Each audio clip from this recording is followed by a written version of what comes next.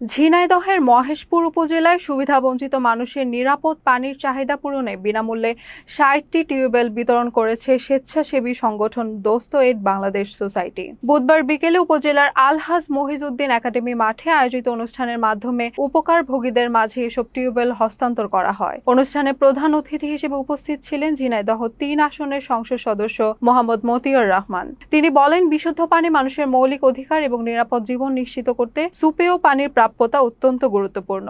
গ্রামীণ অঞ্চলে পানিবাহিত রোগ প্রতিরোধে এ ধরনের উদ্যোগ প্রশংসনীয় ভূমিকা রাখবে। বিশেষ অতিথি হিসেবে বক্তব্য দেন জীবননগর ডিগ্রি কলেজের সহকারী অধ্যাপক মোহাম্মদ খায়রুল বাশার, মহেশপুর উপজেলা সমাজসেবা অফিসার মোহাম্মদ মোস্তাফিজুর রহমান সহ স্থানীয় গণ্যমান্য ব্যক্তিরা। অনুষ্ঠানে সভাপতিত্ব করেন উপজেলা নির্বাহী অফিসার মোহাম্মদ সাজ্জাদ হোসেন। বক্তারা জানান, সীমান্তবর্তী এলাকায় বিশুদ্ধ পানির সংকট নিরসনে এ ধরনের মানবিক কার্যক্রম সাধারণ মানুষের জীবনমান উন্নয়নে সহায়ক হবে।